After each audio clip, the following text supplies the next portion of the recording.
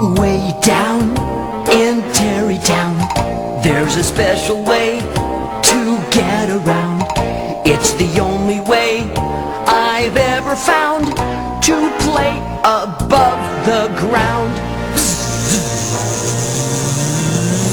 Zooming along the treetops, zipping way up in the sky. Zigging and zagging, forgive me for bragging, but gee how I love to fly. Zooming along the treetops, zipping way up in the sky. Zip, zip, zoom-a-loom, zig-zag, zig-a-zoom, gee how I love to zip, zip, zoom-a-loom, zig-zag, zig-a-zoom, gee how I love to fly.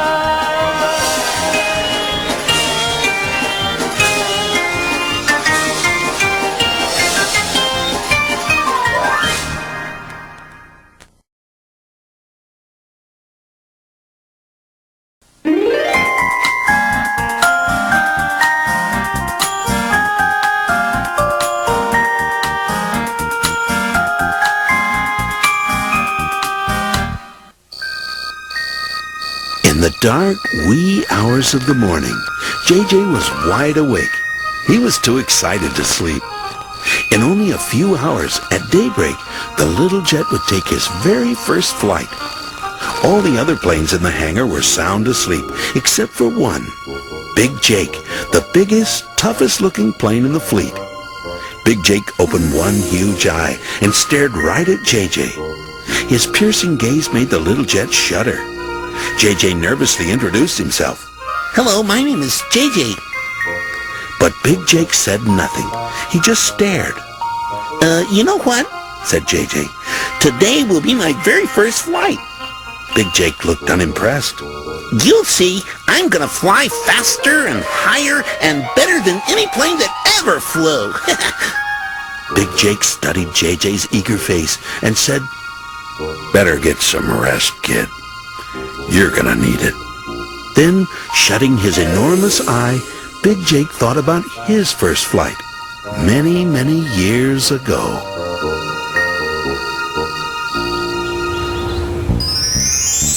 The summer sun awoke with a wide orange yawn over Terrytown Valley. JJ was yawning too. Although he hadn't slept a wink, he was excited and ready to fly. Easy O'Malley, head of the airline, gave JJ a pep talk. Welcome to Easy Airlines, kid. You're gonna do fine. Just fine. JJ was so excited he didn't hear a single word.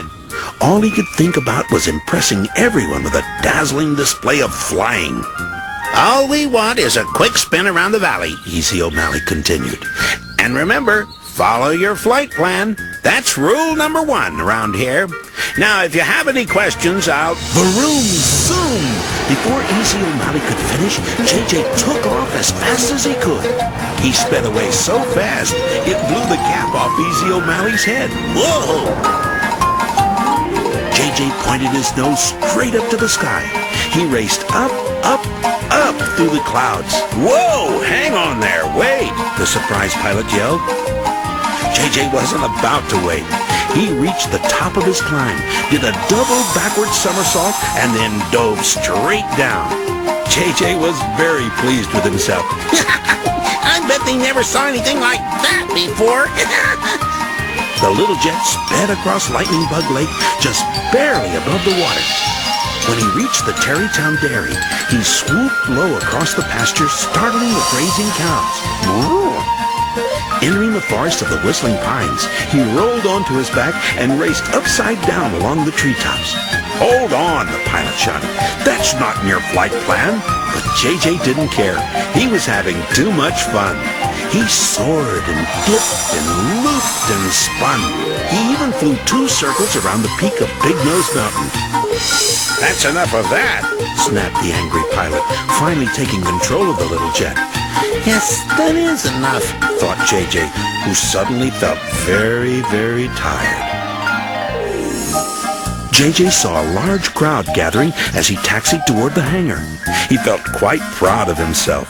Surely everyone was impressed with my flying, he thought. But why aren't they cheering?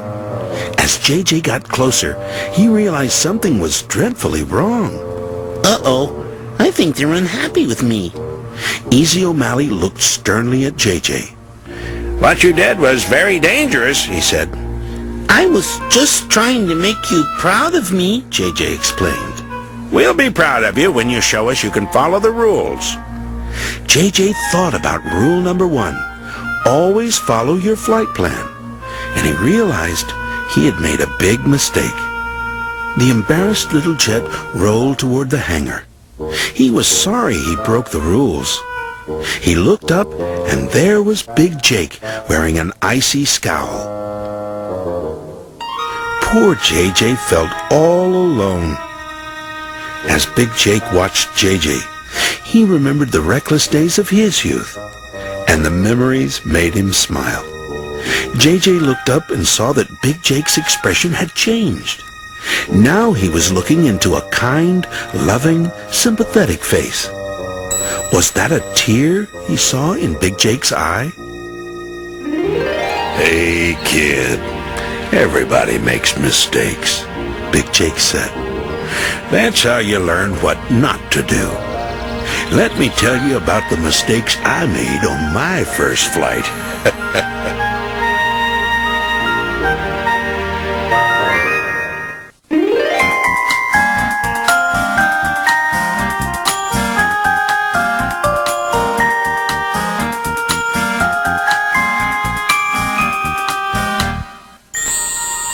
It was a night made for stargazing. But that's not why all the planes at Easy Airlines were staring at the sky. They were watching and waiting for Savannah, the famous supersonic jet who was returning home to Tarrytown for the first time in many years. They say she's the fastest plane in the world, said Herky. Yeah, and the most beautiful, too, said Snuffy. I can remember when she first started out, old Oscar said. Doesn't seem so long ago. Big Jake remembered too. You know, he said, even back then she was something special. Hey, Tracy, isn't it exciting? Said JJ, wagging his rudder in eager anticipation. Yeah, said Tracy. I can't believe this is happening. An ear-splitting boom crackled in the sky and echoed across the valley. The planes looked up just as a blur of light tore out of the darkness to the east. It was Savannah streaking home. The elegant jet had barely come to a stop when all the planes rushed over to greet her. They pushed in close to get a good look.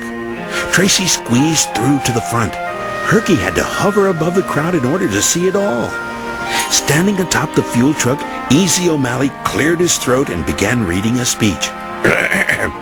Seeing you here tonight brings to mind, oh, shucks, this speech is boring. Easy O'Malley tore his notes in two. What I mean to say is, it's sure good to see you, Savannah. Welcome home, my dear. Thanks, Easy. You're still sweet as sugar cane, she said. You've made me feel right at home, all of you have. Then, because she was tired after her long trip, she made her way to the hangar to relax for a while. Easy O'Malley posted a Do Not Disturb sign outside the hangar so that Savannah could rest in peace. But Tracy had to talk with her right away. She peeked into the hangar and said timidly, Excuse me, Miss Savannah? May I talk with you for a moment, please? Savannah gave Tracy a warm smile. Sure, honey. What's on your mind? Tracy hurried into the hangar. She had so much she wanted to say, it all came out at once.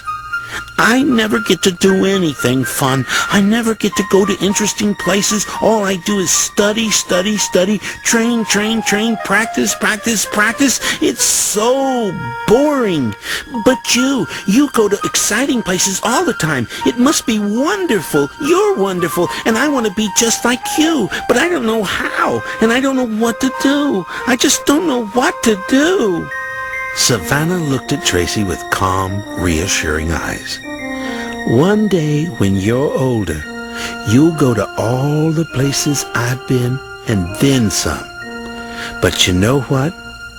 I bet things wouldn't seem so boring right now if you learned to use your imagination a little more. What do you mean? asked Tracy. Well, when I was your age, living in this very hangar, I used to dream about the big, wide world outside and all the faraway places I wanted to see. And guess what? In my dreams, I could go there. What good is that? asked Tracy. It's not real. It's just a dream. Tracy, don't you see? You have to have dreams. If you don't dream dreams, you have nothing to reach for. You have no dreams to come true. Later that night, before falling asleep, Tracy thought about everything Savannah had said. She stayed up very, very late, thinking and thinking and thinking. The morning was unusually hazy as Tracy set out on her training flight. Climbing high over the mountains, she thought she saw Savannah way in the distance, disappearing into a dense patch of clouds. Racing to the spot where Savannah had been, she came upon a tunnel through the clouds. But entering the tunnel, Savannah was nowhere in sight. Tracy called out, "Savannah! Savannah!" But her own echo is all that came back. A bluish-white light twinkled at the far end of the tunnel. She hurried forward and at long last reached the end. Emerging into the light, she could not believe her eyes. Through wispy clouds, a shimmering city of glass loomed on the horizon.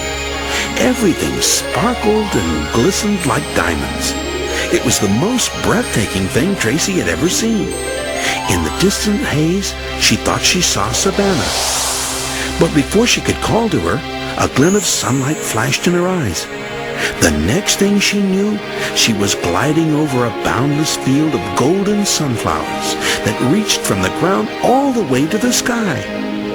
White puffy clouds rolled in over the giant flowers. But these were no ordinary clouds. They were shaped like tiny tugboats, and each carried a smiling yellow duckling. Like an armada on parade, they floated by in perfect formation. Tracy was delighted, but quite confused. She shut her eyes, and when she opened them, she was flying under a rainbow. Well, not just a rainbow, but thousands of rainbows, lined up one after the other, forming an immense, endless archway. Tracy looked down and was surprised to see that she was flying over a silvery sea. What happened next was even more amazing. A big blue dolphin leaped out of the ocean, hung in the air, smiled at Tracy as she flew past, then dove back into the water with a stupendous splash. Just then, a shadow streaked across the water. When Tracy looked up to see what it was, she thought she saw Savannah racing toward the distant snow-capped mountains. But when she reached the towering white peaks, there was no sign of Savannah, only a family of enormous snowmen who smiled and waved to her through the foggy mountain air.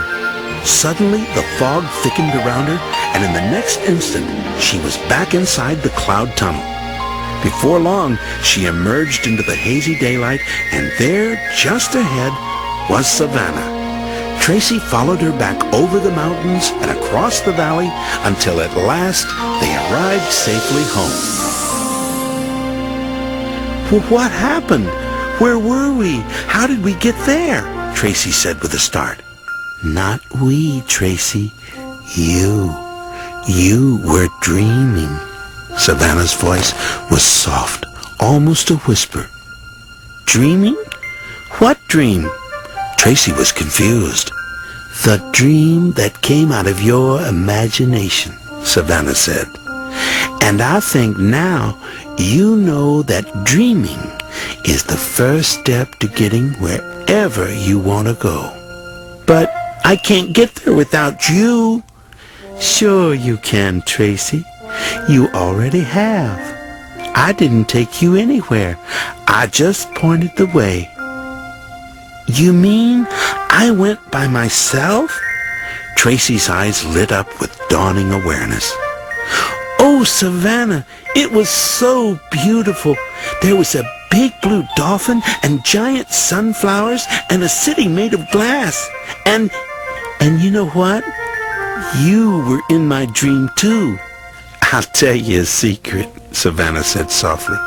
While you've been dreaming of faraway places, I've been dreaming of home right here in Tarrytown. And guess what? You were in my dream too.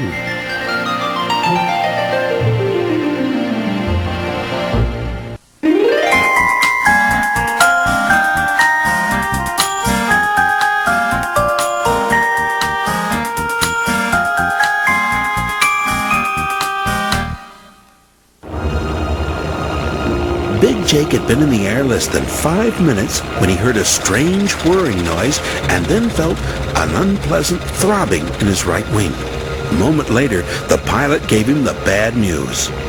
Better head back, Jake. Don't like the sound of that number 2 engine. Back on the ground, Big Jake was examined by the airline's best mechanic, Brenda Blue. I can have him back in the air in about 2 hours, she told Easy O'Malley. Problem is, Brenda, we don't have 2 hours. Big Jake was running a spare part up to Mountain View. Gotta be there in 45 minutes or our goose is cooked. Brenda Blue saw that the situation was desperate. Easy O'Malley needed a backup for Big Jake right away. There is one plane left, she said, but he's never flown at night. It's JJ. A few minutes later, JJ found himself at the head of the runway amid a flurry of activity.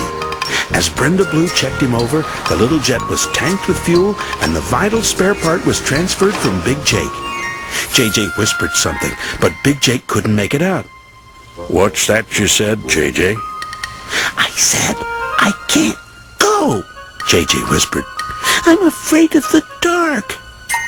But JJ, everyone's counting on you, Big Jake whispered back. I've never flown at night. What if I get lost? What if I bump into something out there in the dark? Big Jake could see that the little jet was very distressed. JJ, listen to me, he said in a soft, reassuring voice. Before I first flew at night, I felt the same way you feel. But after I did it once, I learned I could do it. And believe me, you can do it too. Do you really think so? I know so. You're a good flyer, JJ. And one day you'll be a great one. I'll tell you what.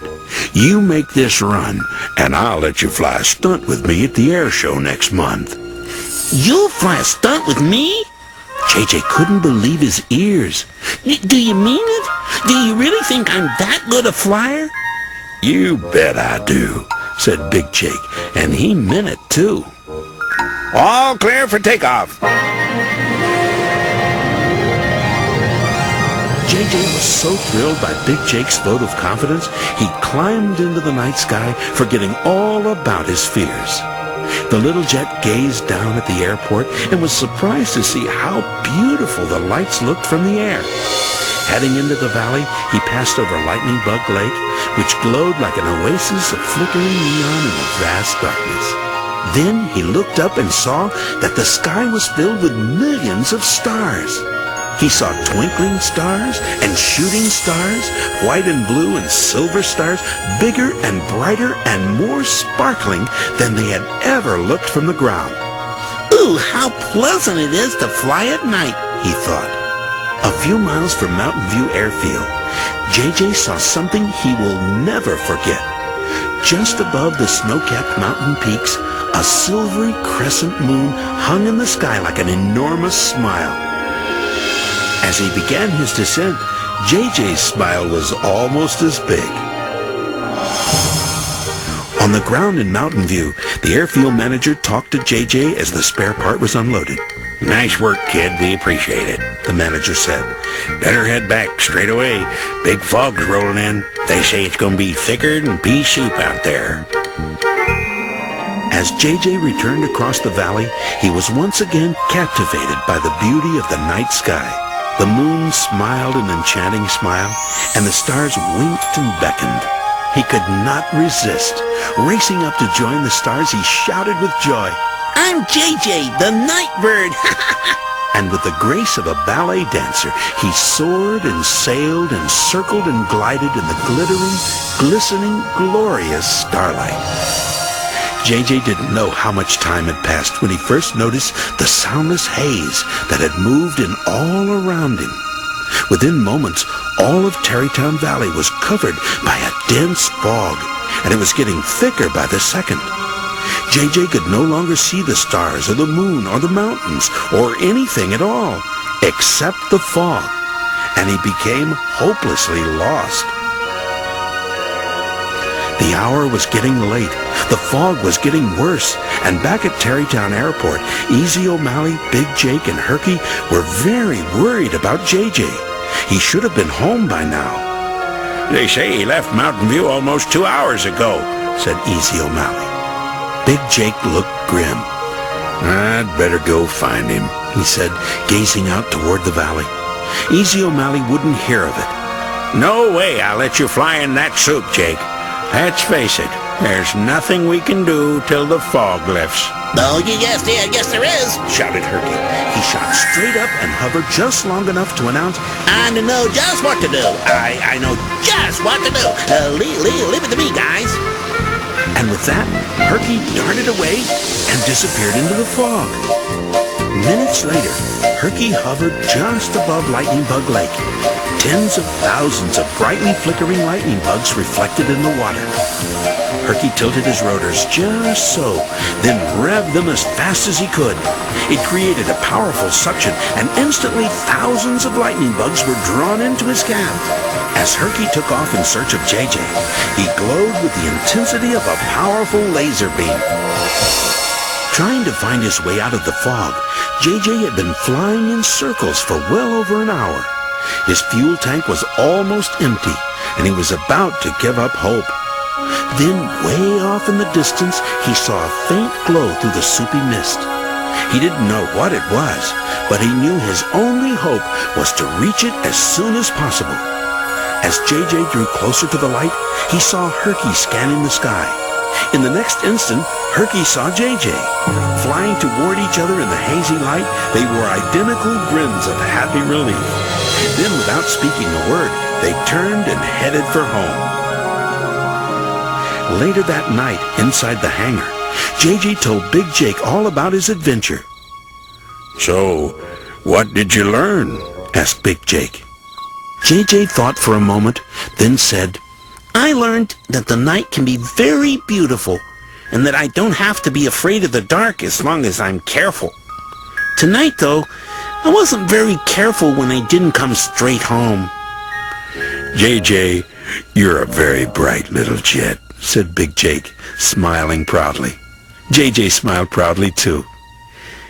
Thanks, Big Jake. That's nice of you to say. But you know, I'll never in a million years be as bright as Herky was tonight.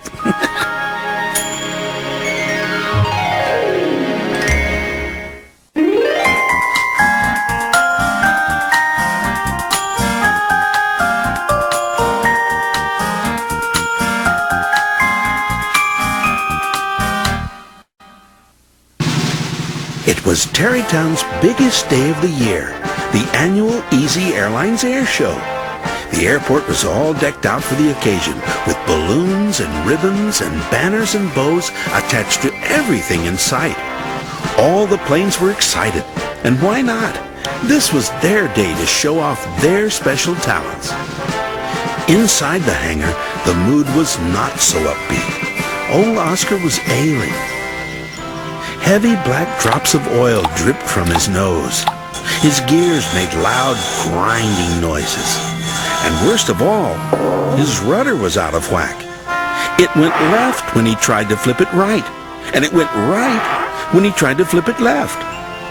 Brenda Blue, the airline's ace mechanic, had worked on him all morning long. Oscar, you're a mess. I can't let you fly today. I'm sorry, but I just can't.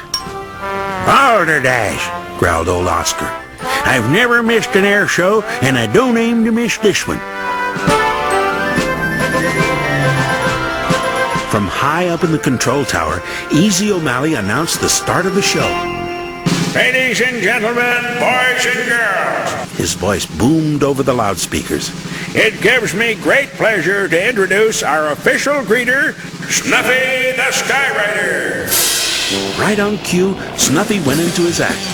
Directly over the airfield in the clear blue sky, he wrote the word welcome and then framed it so that it looked like a large, beautiful welcome mat.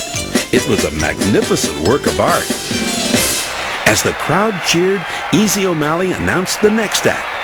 Please welcome that hurrying, scurrying whirlybird, our very own Herky the Helicopter. Quick as a wink, Herky shot straight up from the ground, hovered a split second, then sped away in a zany, whirling dervish. Up and down, to and fro, stop and go, in and out and all around, right side up and upside down, Herky whiffled, spiraled, tumbled and rolled. Finally, as if attached to a rubber band, he coiled round and round the control tower until he reached the end of his imaginary tether, then flung himself back like a slingshot missile, landing neatly atop the hangar. Tracy blinked her eyes in disbelief. "Hey, JJ," she said, "did you just see what I think I saw?" Meanwhile, inside the hangar, old Oscar was still out of kilter, and Brenda Blue was still hard at work trying to fix him up.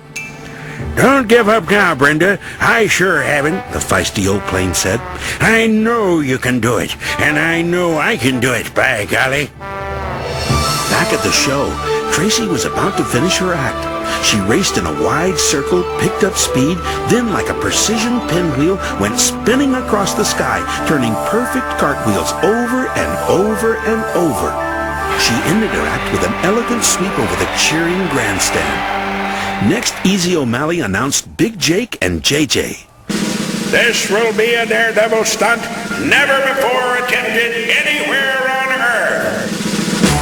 When Big Jake took off with JJ riding piggyback, a gasp, then a hush fell across the crowd. JJ held on tightly as the mighty Jake climbed up and up and up and up and up. JJ had never been so high, and still Big Jake climbed higher and higher and higher. Finally, reaching the top of his awesome climb, Big Jake paused, executed a perfect swan dive, then on the way down, went into an amazing double figure eight. On the last upswing, JJ peeled off Big Jake's back with an upside-down loop to the right, just as Big Jake did a forward loop to the left. The two planes curled around and came in for a spectacular simultaneous landing. Facing each other, they came to an abrupt stop only inches apart. The crowd cheered and cheered and cheered. Herky was so excited he bounced around like a brand new rubber ball. Inside the hangar, old Oscar grinned like a cat with a mouse as his engine sputtered to life. Chicka-pop, chicka-pop, chicka-pop, the engine gasped. Whoop-de-doodle-doo, The ancient plane shouted gleefully. nothing to it, hey, Brenda? Oscar, don't forget your rudder problem. Remember, left is right and right is left. Rudder schmudder, tell O'Malley to announce me, and quick. Get set for a real treat, folks. For the first time since last year's show, old Oscar, the biplane, will take to the sky. Chicka-pop, chicka-pop, chicka-pop. All eyes turned toward the hangar as old Oscar sputtered into the daylight. Chicka-pa-boom, chicka-pa-boom, chicka-pa-boom. The rickety old plane revved his engine as he lurched down the runway. Then, like a dizzy swimming dolphin, he rose from the ground in a stuttering, staggering, humpbacked climb. He planned to fly a wide, majestic curve over the grandstand, then come in for a smooth, dignified landing. But as he tried to turn, he realized something was wrong. It was his rudder. In a panic, he flipped it left, then right, then left, then right, trying to remember what Brenda Blue had told him. All of a sudden, he flipped himself into a spectacular diving barrel roll. He shot straight down like a spinning corkscrew, twisting ever more rapidly as he fell. Old Oscar saw the ground racing toward his face. He didn't like the look of things, so he closed his eyes. At the same instant, thousands of spectators gasped and held their breath. "Pull up! Pull up!" screamed JJ. Somehow, that's just what old Oscar did. Seconds before crashing, he pulled up. Not only that, he made it look easy, landing with the grace of an eagle right in the middle of the airfield. All the people and all the planes rushed out to see if the old-timer was okay. Whoo, boy, whooped old Oscar with a boyish grin. That's the most fun I've had in years. Wow, Oscar, I didn't know you could dive like that, said JJ, brimming with admiration. Well, son, right there's a good example of what determination can do for you. If you believe in yourself and never give up, there's no limit to what you can accomplish. But, look here, don't ask me to do that dive again anytime soon, all right?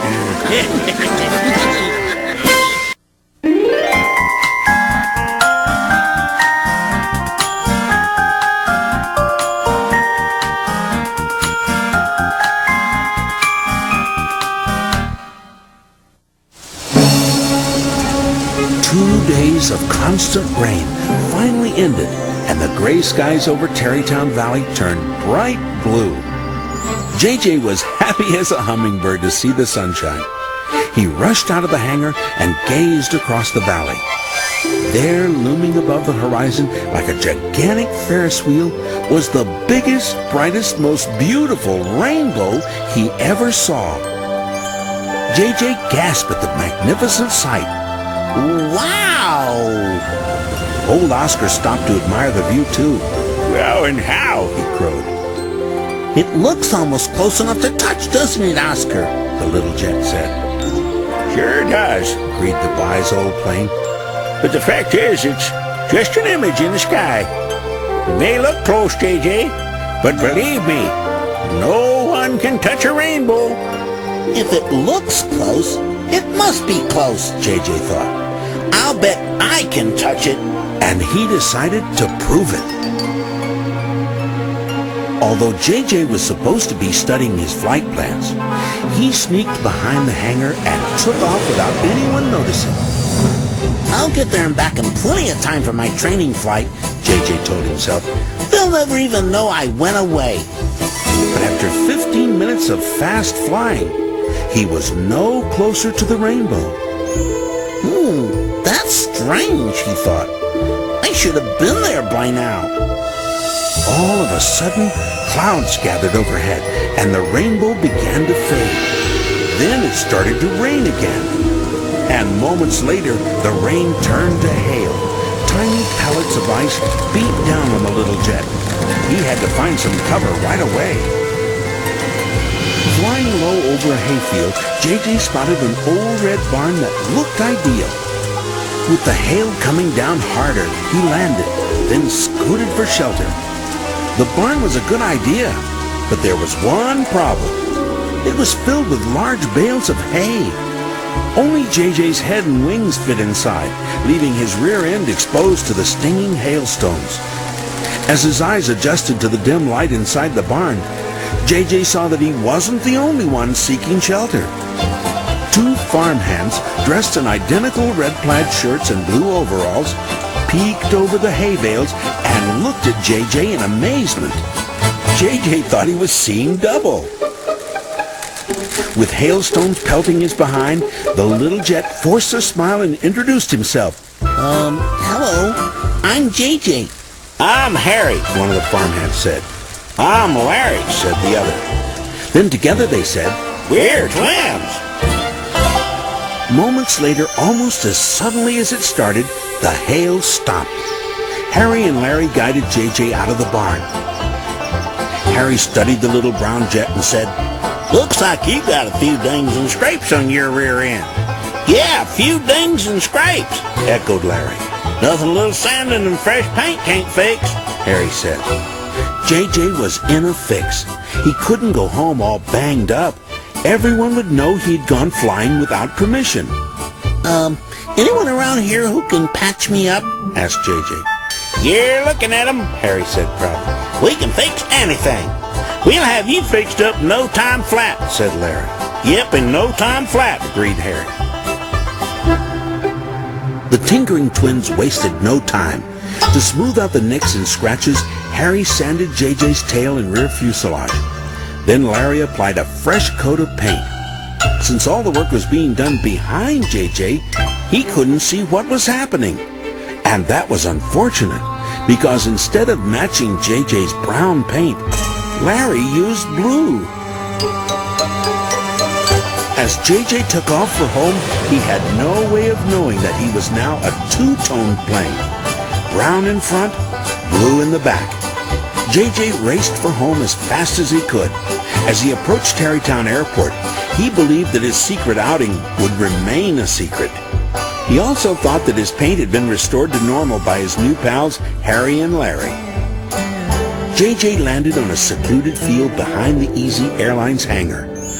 Quietly, he approached the hangar from the rear and peeked around the corner. At that instant, Herky shot straight up from the ground right in front of JJ's face. Herky was surprised, but it scared the wits out of JJ. The startled helicopter whirled around like a spinning top, stared at his friend's strange colors, and cried, "Whoa, JJ, I love the new look, woo!" JJ had no idea what Herky was talking about. Standing at the head of the runway, Easy O'Malley watched as the two-tone plane drew near. Great day for flying, isn't it, Mr. O'Malley? JJ said with a nervous laugh. The airline owner studied the little jet's silly paint job and asked, Anything you need to tell me about, JJ? Tell you about? No, can't think of anything in particular, JJ stammered. Just wondering if anything unusual happened lately, Easy O'Malley said. JJ felt he had to say something. Yes, he chirped. I saw a big, beautiful rainbow this morning. JJ, let's change today's routine a little bit, Easy O'Malley said. As a warm-up, I want you to fly out to Lightning Bug Lake, then come right back. Sure thing, Mr. O'Malley, JJ said. Then, heaving a sigh of relief, he sped down the runway thinking he had gotten away with his secret rainbow chase. As the two-tone jet sailed over Lightning Bug Lake, he looked down and saw his reflection in the water. "Oh, no!" JJ cried. For the first time, he saw that Harry and Larry had used the wrong paint color. JJ turned and headed for home with a dreadful, sinking feeling in his heart. He knew he should have told the truth. When JJ landed at Tarrytown Airport, he saw Easy O'Malley, Brenda Blue, and Big Jake waiting for him in front of the hangar, and they didn't look very happy. Brenda was holding a paintbrush and a large bucket of blue paint. As he rolled to a stop, Easy O'Malley said, JJ, don't you think you better tell us what really happened today? JJ wished he had told the truth to begin with. And by the way, Easy O'Malley added, I hope you like that new blue color. We're all out of your regular paint. Late that afternoon, JJ told Big Jake all about his strange day. "I really made a mistake, didn't I?" JJ said with a sigh. Big Jake looked at the little blue jet with understanding. It's never a good idea to take off without telling anyone, JJ. It's dangerous, and we worry when we don't know where you are. "I know it was wrong," said JJ, "but I feel even worse about not telling the truth. I guess I thought nobody would know." But as you found out today, when you don't tell the truth, it almost always shows, Big Jake said. "From now on," said the little jet, "my honesty will never be questioned."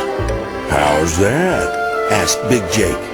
"Well, one look at me and you can tell right away that I'm true blue."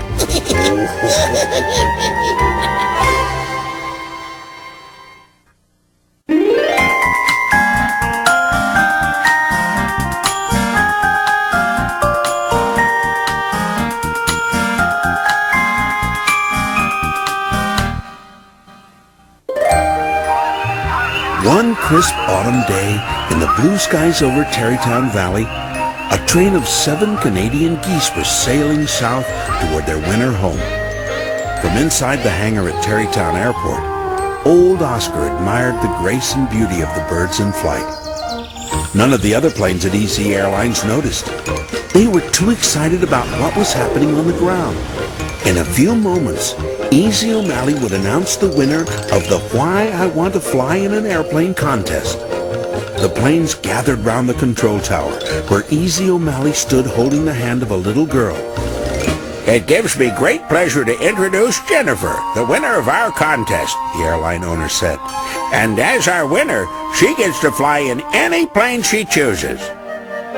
All the planes smiled their most charming smile for Jennifer. Each hoped to be the one that she would choose. Big Jake thought he would be picked because he was the biggest and strongest. I can take her higher than any of the others, he reasoned. Surely she'll choose me. JJ thought he'd be chosen because he was a little plane, just the right size for Jennifer. None of the others can do a double backward somersault, He said to himself. she's bound to pick me. Tracy thought that Jennifer would probably want to fly in a little girl plane. We have the most in common, Tracy told herself, and Jennifer will love my cartwheels. I know she'll pick me.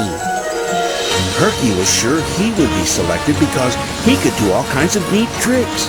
She'll have lots of fun flying with me, he thought. Snuffy believed that he'd be the one because with him, Jennifer could write messages in the sky to all her friends. And Savannah was certain that she'd be picked. After all, she was the fastest, most famous plane in the fleet. Jennifer had to make a tough decision. Each of the planes had something special to offer. She studied all their faces, then turned and pointed toward the hangar where old Oscar was taking a nap. There's the plane I want to fly in, Jennifer said. Old Oscar was right in the middle of a pleasant dream. And in his dream, which seemed very real, he was leading a grand parade of airplanes through the sky. All of a sudden, JJ's voice echoed in his head like an alarm bell. Oscar, wake up, wake up! The antique plane opened his eyes with a start, and what he saw was alarming. All the other planes were rushing toward him. He didn't know what to think. Congratulations, Oscar, JJ cried. You've been picked by the winner of the contest. Contest? What contest? Old Oscar was confused. Well, what happened to the parade? Parade? Said JJ. What parade? Never mind, Muttered the old biplane. I must have been dreaming. Old Oscar felt like a beloved king as he was escorted to the head of the runway. Perched in his cockpit was Jennifer, who sat on a pillow so that she could see over the top of the instrument panel. Old Oscar was delighted to be the plane that Jennifer picked. Just before taking off, he looked at Savannah and winked. I guess it's age before beauty this time, eh, Savannah? Then the spry old-timer revved his engine, chugged down the runway, and took off for the sky. As the other planes watched old Oscar circle the airport, JJ said, Big Jake, why do you think Jennifer wanted to fly with old Oscar? I couldn't tell you, JJ, Big Jake said. I thought she was going to pick me.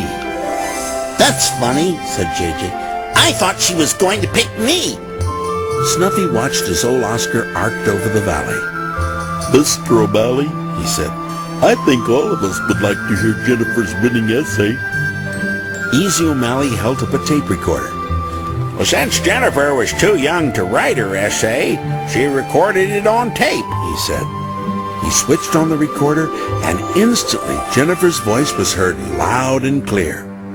Ever since I was small as could be, I knew just what I wanted to see.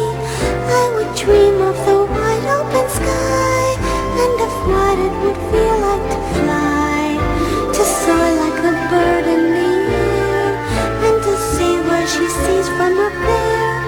Mountain peaks, open spaces, and lots of nice places I always have wished I could share with the birds and the planes in the air. To float like a bright butterfly, to pop through a cloud and say hi. I'd stay up here till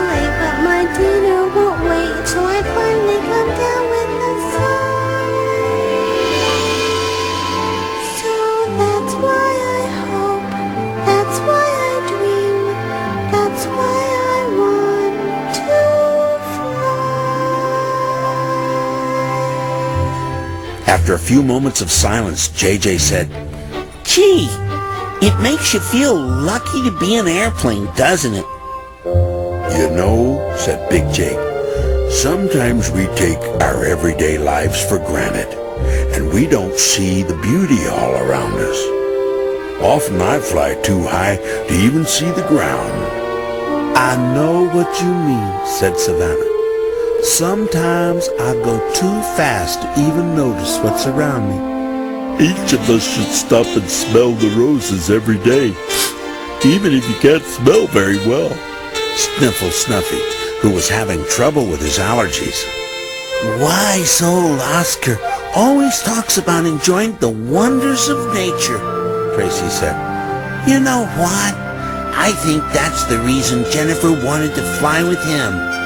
Just then, old Oscar breezed in for a pinpoint landing. Pulling to a stop in front of the hangar, he smiled and said, Now that was some fine flying, if I do say so myself. All the other planes gathered around. Thanks, Oscar, Jennifer said. You were wonderful. That's exactly what I wanted. My pleasure, Jennifer, old Oscar said. In fact, I feel so good I could fly all day. Well, what are we waiting for? JJ said. It's a great day to fly. Right, said Snuffy. We want to get into the fun, too. Remembering his dream, old Oscar said, Sounds like we got the makings of an air parade. Well, let's go, cried Herky as he shot straight up from the ground. Oscar, you lead the way. For the rest of the day, just like in his dream, old Oscar led the whole gang on a grand air parade through the skies over Tarrytown Valley. And all the planes thought about how lucky they were to be able to fly like the birds.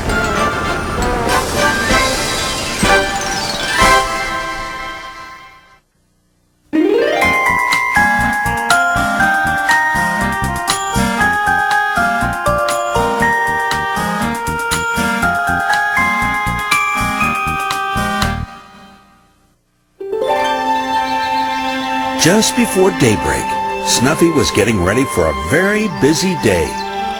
Most days the little Skyrider didn't mind a busy schedule, even with his annoying allergies. But today was different. It was his birthday, and he had hoped to have a party. They probably forgot all about it, Snuffy thought. Maybe I should remind them. When Easy O'Malley gave him the day's flight plan, Snuffy asked, Do you know what today is? Why, it's Saturday, Snuffy. Saturday, September the 4th. What I mean is, isn't there something special about today? Indeed there is, Snuffy. Yes, sirree, there is. Easy O'Malley said. There's special occasions all over the region, and you, son, will be part of them all. A dreamy orange sunrise glowed behind low-lying clouds as Snuffy arced over Tarrytown Valley. It was a lovely sight, but he hardly noticed. Snuffy was feeling too downhearted. Here he was, all alone on his birthday. His eyes began to water, and his nose began to drip. These confounded allergies are worse than ever, Snuffy told himself. He didn't want to admit that his tears were tears of sadness. Alone in the stillness of the soft morning light, he sailed across the pale purple mountains and veered west. Snuffy's first assignment was at the pretty port town of Sandy Landing. He glided along the gently curving coastline until he spotted a majestic cruise ship docked at the pier. Snuffy went right to work. In the bright blue sky above the ship, he wrote in big white letters, Bon Voyage, which means, have a pleasant trip. Snuffy heard the people cheering, and that made him feel good. Dipping low over the boat, he could see the happy passengers looking up at him. He gave them a broad smile, tipped his wing, and then sped away. From Sandy Landing on the west coast, Snuffy headed north to Carson Falls. It didn't take him long to spot the birthday party at City Park. He circled the picnic area, and just above the party full of gleeful children, he wrote, Happy Birthday, Billy. Snuffy looked down and saw the children's sunny faces looking up at him. Their smiles and their giggles made him feel warm inside. From the birthday party in Carson Falls, Snuffy headed east for the big city of Peabody. On the way, he thought about his own birthday, and he wondered why no one remembered it. Before long, he was flying over Peabody Stadium, home of his favorite baseball team, the Peabody Tigers. He circled low to get a good look, and as luck would have it, the home team was at bat. Snuffy quickly went to work. In the sky just above the center field fence, he wrote in bright yellow letters, "Go Tigers!" The moment he finished, there was a loud, ringing crack of the bat, followed by a deafening roar. Snuffy looked down and was amazed to see the baseball whizzing up toward him. Speeding by within inches of his nose, the ball sailed out of the stadium for a colossal home run. Snuffy was delighted that he brought his team good luck. And as he dipped low for a final pass over the ballpark, he thought he heard the crowd chanting his name. Although his official duties were done and the hour was getting late, Snuffy decided to make one more call. Whenever he had time, he made a special run to the Children's Hospital in Ridgeway. As was his custom, Snuffy circled the hospital several times, beeping his horn to announce his arrival. As soon as he saw the children's eager little faces pressed against the windows, he raced up into the sky and wrote, "Get well soon. Love, Snuffy." Then he framed the whole message with a big red heart. Snuffy could see the children smiling, and their smiles melted his heart. By the time Snuffy left Ridgeway, it was already dusk. As he cruised homeward through the vast twilight, he thought about everything that had happened. He thought about the happiness he had brought to so many people, especially the little children in the hospital.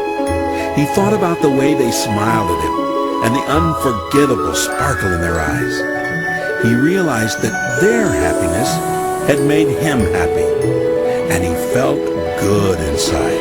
It's fun to do nice things for people, Snuffy thought. You know, this hasn't been such a bad birthday after all. Thousands of twinkling stars danced in the night sky as Snuffy neared Tarrytown Airport. He saw the beacon light cutting through the darkness, then the runway lights on the ground. As he landed and taxied toward the hangar, the airport seemed strangely deserted. Then, all of a sudden, there was a burst of brilliant white light, and for a split second, Snuffy was blinded. When his eyes adjusted, he saw a bank of floodlights shining on a huge banner draped across the front of the hangar, and on it, written in giant letters, were the words, "Happy Birthday, Snuffy."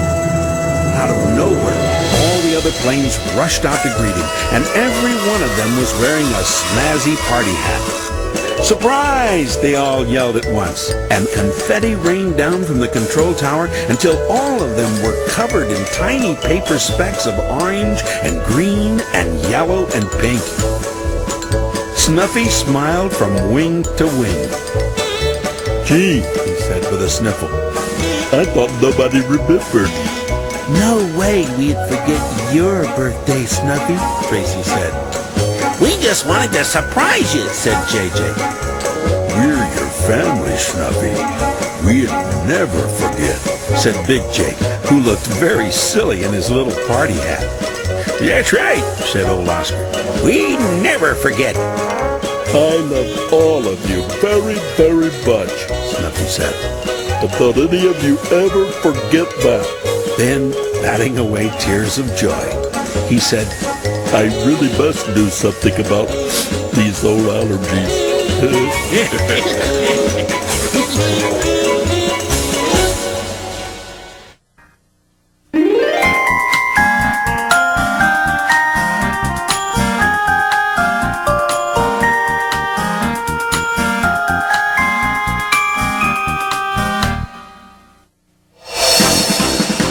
Tracy was working harder than she had ever worked in her life. In only 2 days, she would compete in the Junior Olympics with the best young planes in the world. Her event, the 10-mile sky slalom, was a demanding test of speed and balance across a tricky, twisting obstacle course of buoys, rings, and hurdles. With the help of Herky and Snuffy, Tracy trained every day from sunrise to sunset. All the hard work kept Tracy's mind off of Savannah, her dearest friend who had been away from Tarrytown for almost 2 weeks on a business trip. But in those still autumn nights, just before the Sandman tiptoed across her weary eyelids, Tracy would think about Savannah and about how much she missed her. And in her dreams each night, she and Savannah were together again. And life was an endless summer, light-hearted and carefree as a butterfly on the wing. At daybreak the next morning, Snuffy was already drawing Tracy's obstacle course in the skies over Tarrytown Airport. It was Tracy's last chance to practice before the big meet, which was now only 1 day away. She rolled to the starting line at the head of the runway. Coach Herky hovered directly overhead, barking last-minute instructions. Don't forget sharper turns at the right side buoys, he said. And keep your nose up on that last set of rings. Easy O'Malley held a stopwatch to time Tracy's run. JJ, Big Jake, and old Oscar came out to cheer her on. Herky counted down the start of Tracy's race against the clock. The 3, 2, 1. Kablam! Herky made himself backfire with so much force, he tumbled forward like a tumbleweed in a wind tunnel. Following her coach's instructions, Tracy flew brilliantly. She zigged and zagged. She zagged and zigged. She executed steep climbs that ended in hairpin turns and daring dives that required precision timing. At lightning speed, she swerved through the final ring, then turned sharply and raced downward for a landing. Tracy's friends cheered as she streaked across the finish line. Easy O'Malley flicked the stopwatch and called out, 4 minutes, 8 seconds. It was Tracy's best time ever, and just 5 seconds off the record. Great run, Tracy, cried JJ. You were terrific. Best run I've ever seen, plucked old Oscar. And by golly, I've seen quite a few. Big Jake smiled at Tracy. Looks like all that hard work has paid off, he said. Thanks, Big Jake. I just hope I can come out a winner. Tracy, you're already a winner, he said. And no matter what happens tomorrow, it'll be a wonderful day you'll always remember. Tomorrow will be a wonderful day, Tracy said. It's the day Savannah comes home. Hundreds of spectators jammed into Paralympic Stadium the next day to watch the world's most talented young planes compete.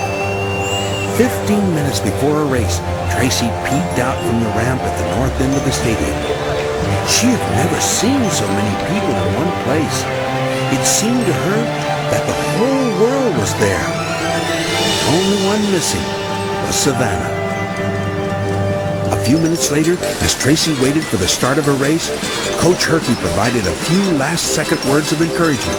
You can do it, Tracy. Remember, just stay focused. Just do what you've been doing in practice, and you can't miss. All Tracy had to say was, I wish Savannah was here.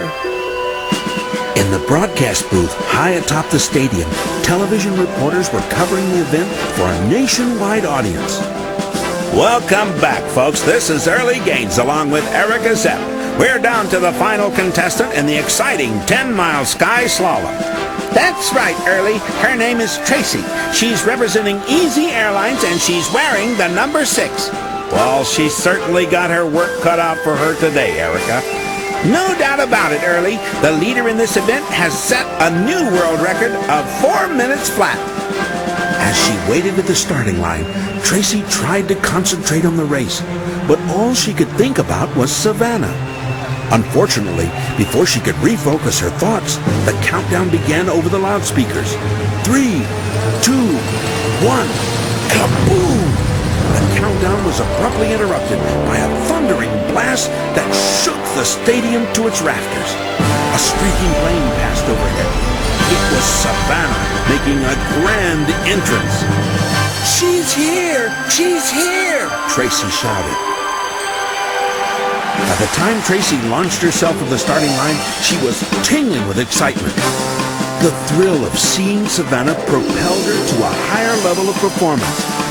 It was a magic moment. Somehow she was flying faster than ever before, with more confidence than ever before, with more balance and grace.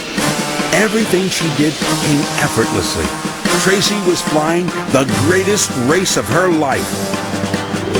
Up in the broadcast booth, Early Gaines and Erica Zepp were impressed. 2 minutes flat at the halfway mark, Erica. She's got a shot at the record. And what a surprise she is, Early.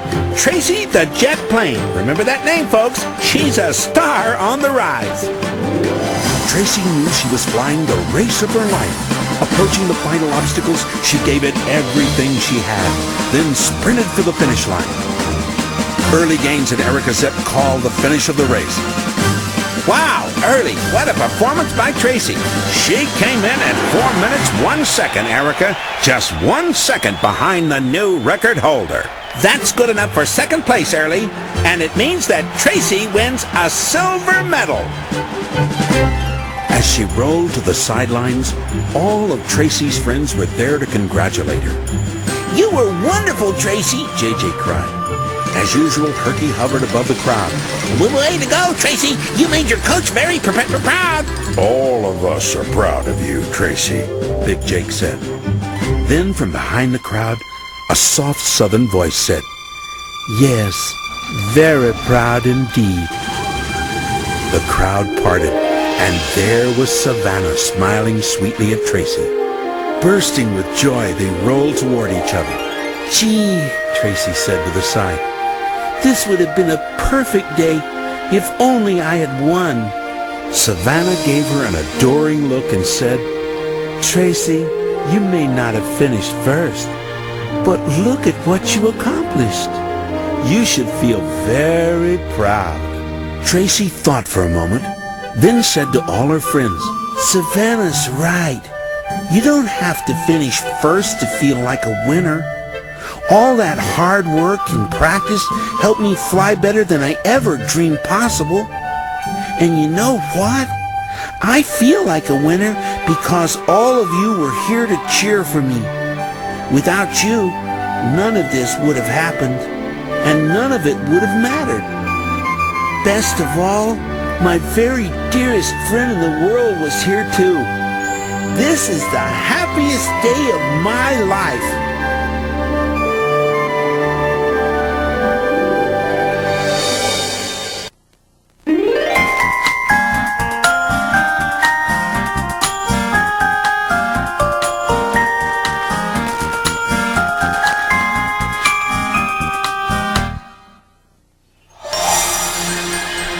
In the moments just before daybreak, JJ was flitting to and fro in the sky over Tarrytown Airport.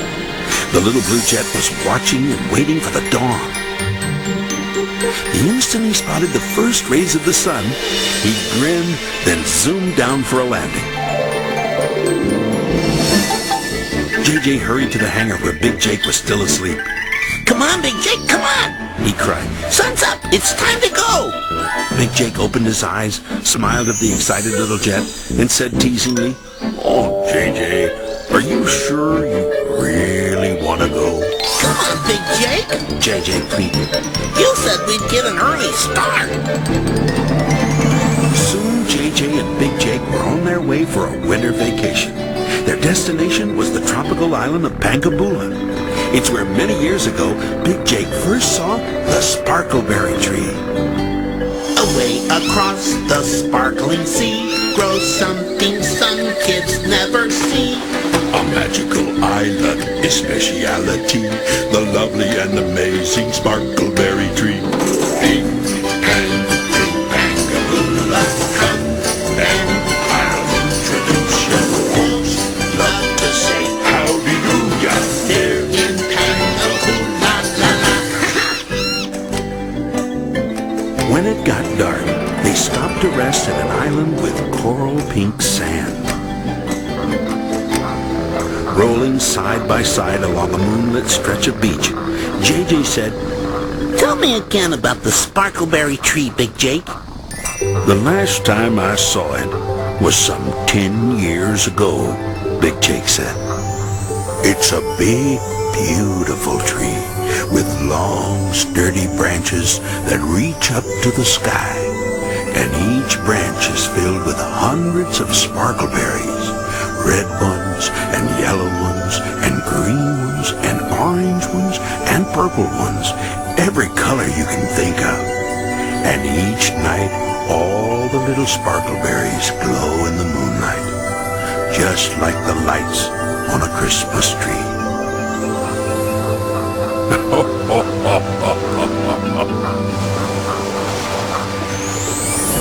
At the crack of dawn, JJ and Big Jake were on their way again. It's the prettiest place in all of the ocean. The waves and the trees make the prettiest motion. The air, it is clear. The flamingo, he goes on. There in Pangaboo, la la la. Hang, hang, in Pangaboo, la, come. And I'll introduce you folks. Love to say Howdy-do-ya. there in Pangaboo, la la la. Finally, on the distant horizon, Big Jake spotted the island. There she is, JJ. Pangaboola.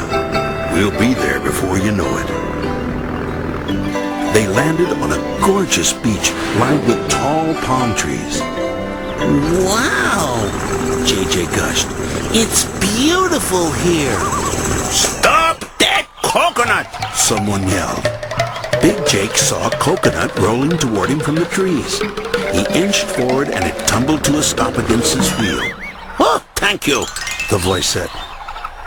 Big Jake and JJ saw the head of a young man peeking out from a palm tree. They call me Lucky. The young man said.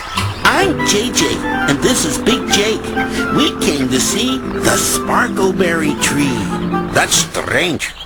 No one comes to see the tree anymore, Lucky said. Why not? Asked JJ. Climbing down the palm tree, Lucky said, Follow me! I will show you. Lucky led them to a beautiful lagoon. And there in a clearing was a very sick-looking sparkleberry tree.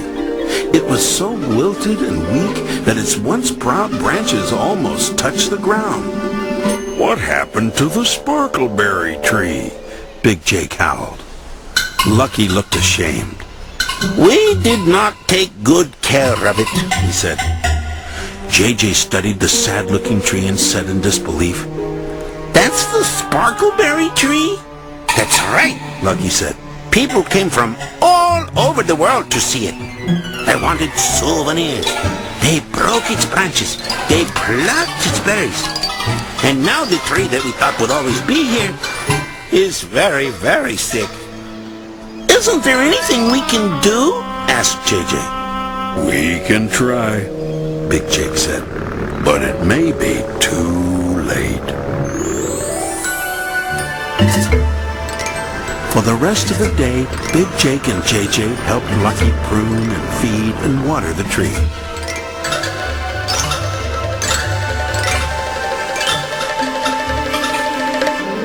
By the time darkness came, they had done everything they could do. That night, JJ and Big Jake watched over the sick tree. In the moonlight, JJ saw the faint glow of one small sparkleberry, and he wondered if all their hard work would make the tree healthy again. Big Jake, why didn't the people take care of the tree? He asked. Well, JJ, it's sad, but sometimes people are careless, and sometimes they don't appreciate what they have until it's gone. That night, JJ had a dream. He dreamed that he was looking up at a stately tree, its many colorful berries glowing in the moonlight. When he awoke the next morning, JJ saw the sun shimmering through the sparkleberry tree. Then his eyes opened wide. Big Jake, wake up, wake up! He cried. What is it, JJ? What's wrong? What's wrong? Nothing's wrong. Take a look. Big Jake looked up, and lo and behold, there was the Sparkleberry tree, standing straight up, looking good as new. JJ was so happy, he shot up over the lagoon and did a double backward somersault. Big Jake and Lucky examined the Sparkleberry tree. This is one lucky tree, Big Jake said. it's been given a second chance. We on Pangabula are lucky too, said Lucky. We have been given a second chance to take care of it. Big Jake looked into Lucky's happy eyes and said, I know you will take very good care of it, my friend. JJ dipped low over the lagoon and cried, But just to make sure, we'll be back someday real soon.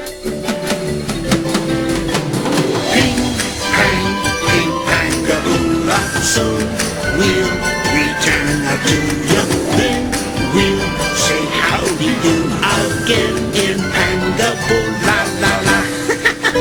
We gotta come here again.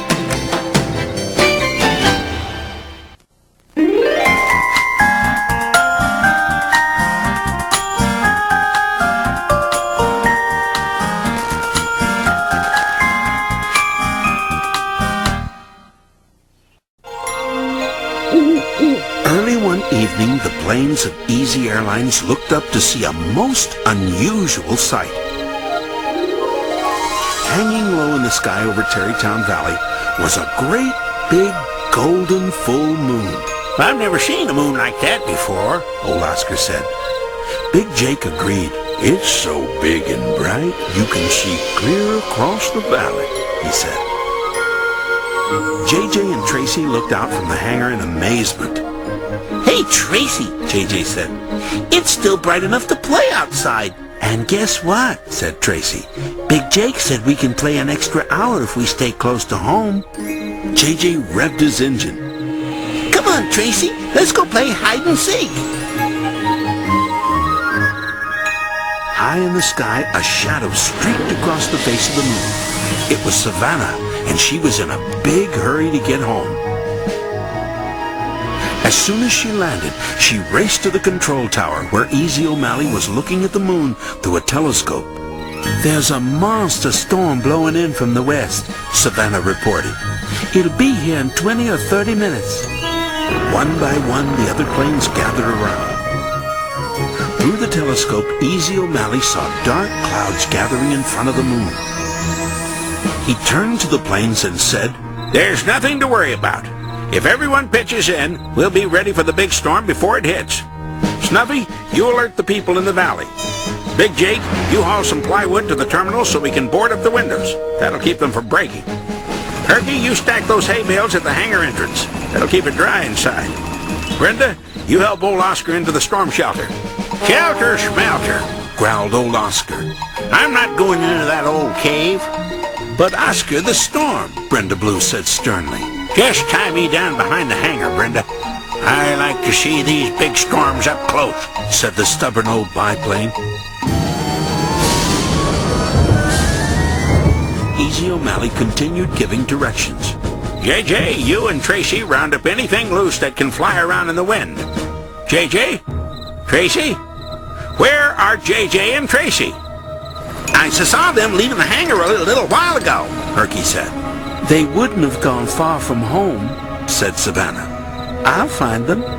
All right, but there's not much time before the storm hits, so let's get cracking, Easy O'Malley said. As soon as the meeting ended, everyone had a job to do. Snuffy flew out over the valley, and in the darkening sky he wrote, Storm coming. Take shelter.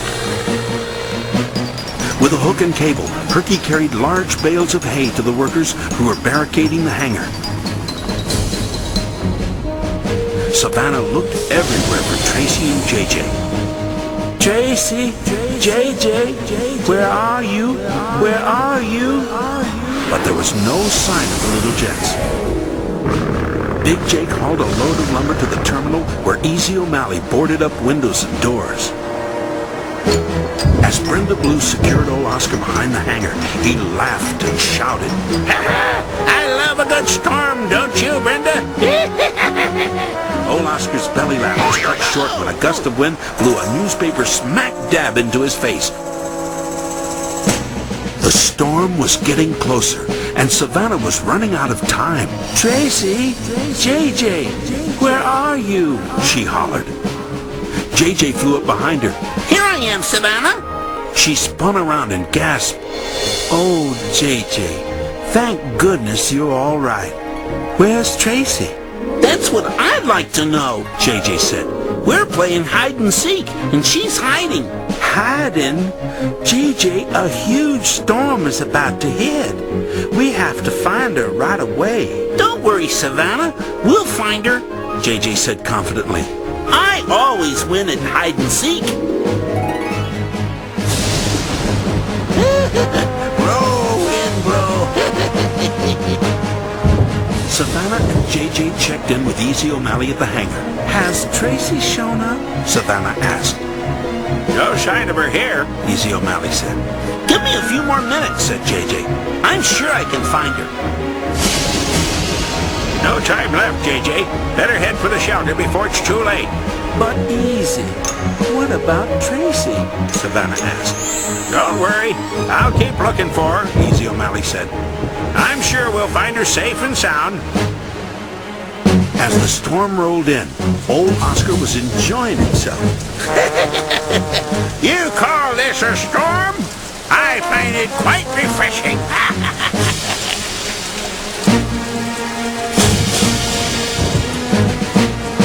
The planes lined up as Easy O'Malley and Brenda Blue opened the doors to the mountainside shelter. Easy O'Malley thanked everyone for pitching in. I'm proud of you. He hollered above the wind. Thanks to all of the fine teamwork, the storm won't be causing any problem around here.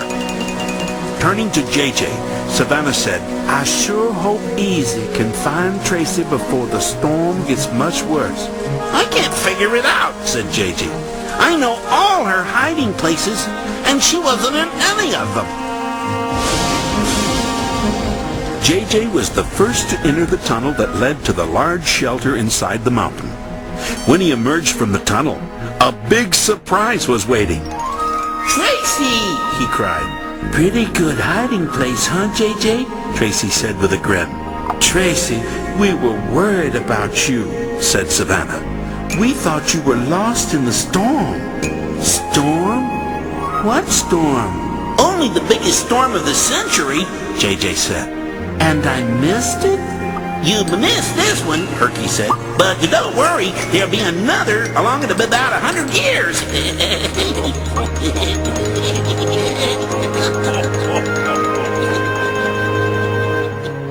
In case you're wondering, old Oscar made it through the night without a problem. But he later admitted that next time, just for a change, he wanted to see what a big storm is like from inside the shelter.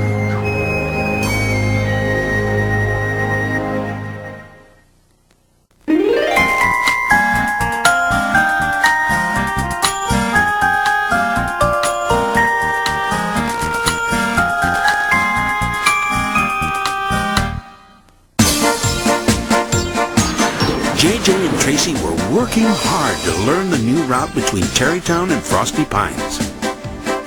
They studied the flight plan every day until they knew each and every mile by heart. Frosty Pines was a plum of an assignment. And any day now, either JJ or Tracy would be named to fly the route for Easy Airlines. The village of Frosty Pines was a beautiful ski resort in the northern mountains. Herky, who was an expert skier, loved the place. Every winter, he spent every spare moment skiing its magnificent slopes. In fact, the peppy little helicopter was known far and wide as the Ski King of Frosty Pines. The big day for JJ and Tracy finally arrived. Easy O'Malley was ready to announce his choice for the Frosty Pines route. He studied the little jets' faces, scratched his chin, and said, You've both trained so hard. I'm faced with an impossible decision. I suggest we flip a coin to decide. That sounds fair to me, JJ said. Sounds fair to me too, said Tracy. Easy O'Malley flipped the coin. While it was in the air, JJ called tails. The airline owner examined the coin and said, Better luck next time, JJ. It's heads. That means Tracy gets to fly the new route. Next morning, as she took off for Frosty Pines, Tracy was very excited. On the way, something unexpected happened. Herky popped out of the clouds. Want some company to Frosty Pines? He said with a grin. All the way there, Herky talked non-stop about his skiing, his cross-country skiing, his alpine skiing, his ski jumping, his ski medals and ski ribbons, his favorite ski runs. By the time they reached Frosty Pines, Tracy was ready for a little peace and quiet. As she circled to land, Herky took off for the snowy slopes. Back at Tarrytown Airport, JJ told Big Jake how disappointed he was over not getting the Frosty Pines route. I know you're disappointed, but if you're patient and keep working hard, one day you'll get your own route too. After a long layover, Tracy began her return trip to Tarrytown. She was only a few miles from Frosty Pines when she heard Herky call out. Hey, Tracy, wait up! All the way home, Tracy listened as Herky talked and talked and talked about his great day of skiing.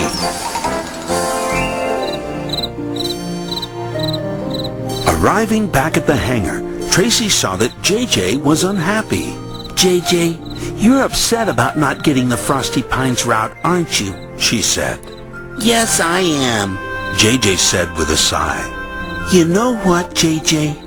I can't enjoy flying the route if you're unhappy about it. Thanks, Tracy. That's nice of you to say. But what do you think we should do? Why don't you fly with me to Frosty Pines tomorrow? She said. That'll give us plenty of time to figure things out. Next morning, as Tracy and JJ were on their way to Frosty Pines, Herky popped out of the clouds. Mind if I tag along? He asked. Herky, if you don't mind, JJ and I need some time alone to talk, Tracy said. Why don't you fly ahead, said JJ. We'll catch up with you in Frosty Pines. Herky didn't understand why his friends didn't want to fly with him. As he turned and headed for Frosty Pines, all he knew was that they seemed troubled about something. Out on the slopes, Herky couldn't get JJ and Tracy out of his mind. Maybe they're mad at me, he thought. Maybe they don't like me anymore. Herky was thinking so much about his friends, he forgot to pay attention to his skiing. All of a sudden, he found himself rocketing down the steepest, most treacherous ski jump in Frosty Pines. Faster and faster he sped downward. Then, zooming off the end of the jump like a lopsided cannonball, he tumbled and toppled higgledy-piggledy through the air. And before he could right himself, he landed kersplat! Oh. Rotors first in a mound of soft snow. He wasn't hurt, but he was hopelessly stuck upside down in the cold, cold snow. Herky examined his predicament, then muttered to himself, How embarrassing. By the time JJ and Tracy arrived, a huge crane was about to lift Herky out of the snow. Herky, are you all right? Tracy asked. I think so, Herky said. Anything we can do to help? Asked JJ. Well, yes, Herky said, his teeth chattering from the cold. You can answer one question. Do you still like me? Of course, Herky. We love you, JJ said. Herky grinned. And we can still have fun together? Well, yesterday I was thinking that your ski stories were getting kind of old, Tracy said.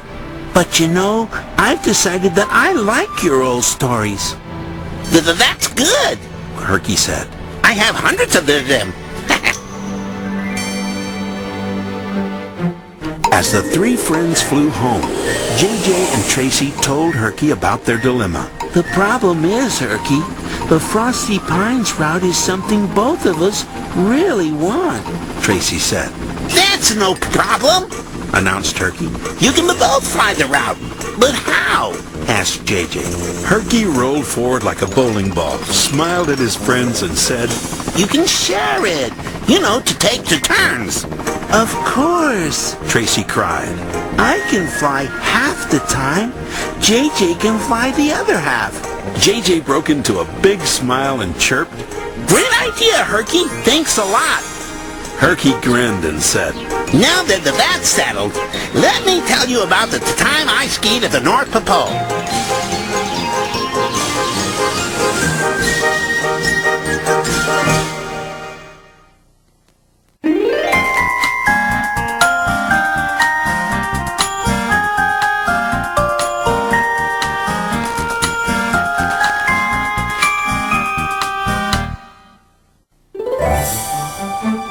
One winter morning, Snuffy awoke in a wonderland.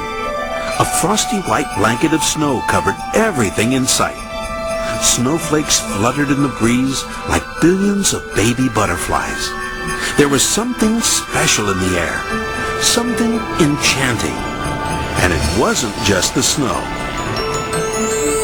Across the tarmac near the terminal, Snuffy saw old Oscar staring at a huge snowman. He rushed over to investigate, but as he did, old Oscar hurried away. The little Skyrider moved up close to get a good look at the snowman. He had a carrot nose, big button eyes, and a smiling mouth made with pieces of coal.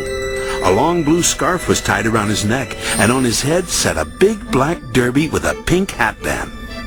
As Snuffy studied the snowman, he got the strange feeling that the snowman was studying him. What do you think, Snuffy? It was a voice out of nowhere. Snuffy spun around, and there was Brenda Blue, the airline's ace mechanic. I made him all by myself, She said. Snuffy was very impressed. Gee, Brenda, he's great. You know, he almost looks alive.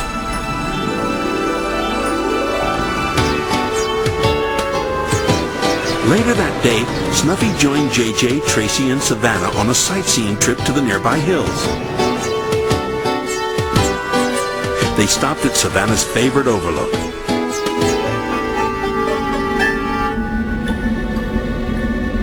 It was the perfect spot for taking in a grand view of beautiful Tarrytown Valley.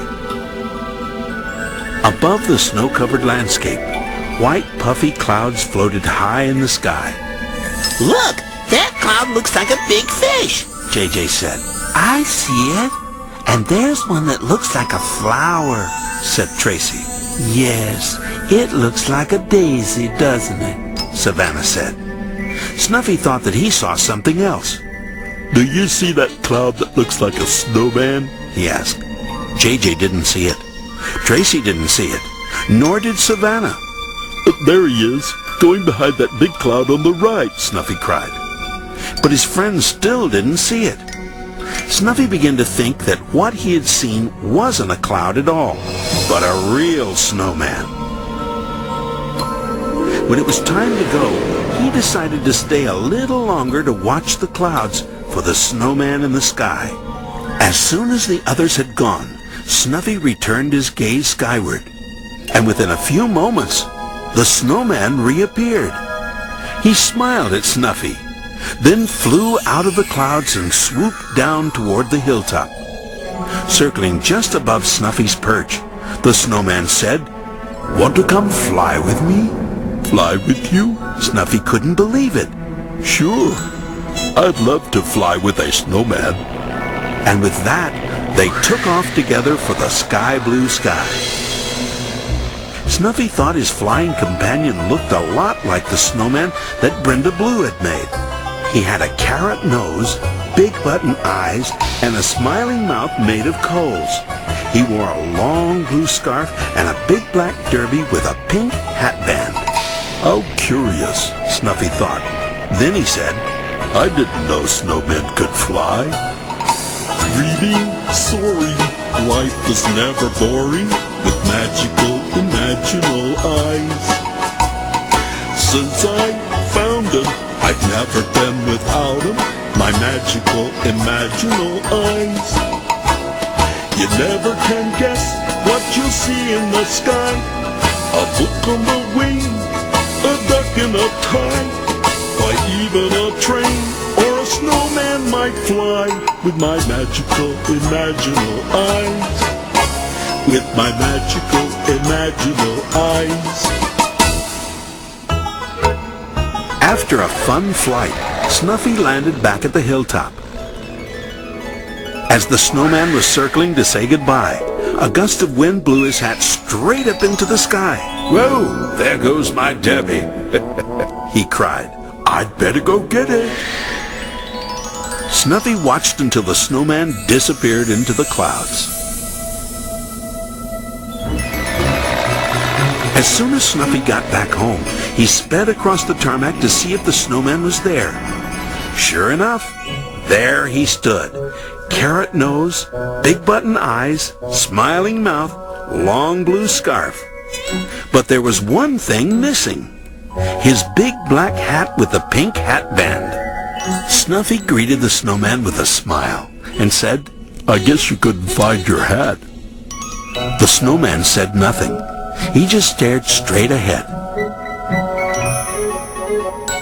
Just then, Brenda Blue walked up holding the snowman's derby. Guess what, Snuffy? Big Jake found this hat way across the valley, she said. How do you think it got there? Snuffy asked. Brenda Blue looked puzzled. Good question, Snuffy. I guess it was the wind. Yes, it was probably the wind. Early the next morning, Snuffy rushed out of the hangar to see the snowman. I'll meet you at the hilltop, Snuffy whispered. We can fly all day long. The snowman made no reply. From the hangar, old Oscar watched as Snuffy sped down the runway. The little Skyrider was looking forward to another fun day with his new friend. And as he flew across the valley, he sang the snowman's song. Breathing, soaring, life is never boring with magical, imaginal eyes. My dandy, always keep 'em handy. My magical, imaginal eyes. Suddenly, Snuffy heard another voice singing the song. He spun around expecting to see the snowman. But instead, much to his surprise, it was old Oscar. Oscar, how do you know the words to the song? Snuffy asked. You know what, Snuffy? I'd forgotten all about that song until I heard you singing it, old Oscar said. But Oscar, how did you learn the song in the first place? Well, son, many, many years ago, when I was about your age, on a snowy day just like today, a strange thing happened.